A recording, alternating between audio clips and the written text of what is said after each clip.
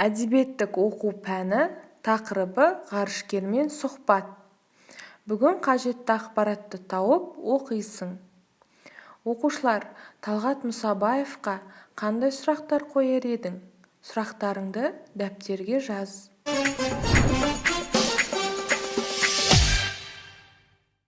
Балалар, сендер даңқты ғарышкер Талғат Мұсабаевтың кішкентай кезінен ғарышкер болуды армандағанын білесіңдер ме? Оның есімін атанасы Талғат Бегелдиновтей болсын деп ырымдап қойған. Талғат ағаларының өзі 3 жасынан бастап ұшқыш болуды арман етіпті. Ал 1961 жылы 12 сәуірде Гагарин көкке көтерілгенде достарының арасында тұрып, ол ғарышкер Талғат Мұсабаев деп айғайлаған екен. Ғарышкер өмірінің 1 жылға жуығын, яғни 342 күнін ғарышта өткізген. Сонымен қатар ашық ғарышта ұзақ болған ағаларың Гиннестің рекордтар кітабына енген. Ол ғарышқа әрдайым Қазақстанның туы мен туған жерінің топырағын бірге алып шығады. Сөздікпен жұмыс. Көркем жазу керек екенін ұмытпа.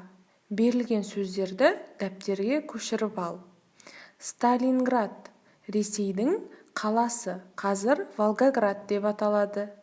Тәнті болу, риза болу, көңілі толу деген сөз. Әріптес, бірге жұмыс істейтін мамандығы бір адамды айтады. Кітаптың 30-32 беттерін түсініп оқы.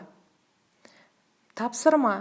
Мәтіннен ғарышкер Талғаттың ұшу кезіндегі бақытын тауып жазып ал.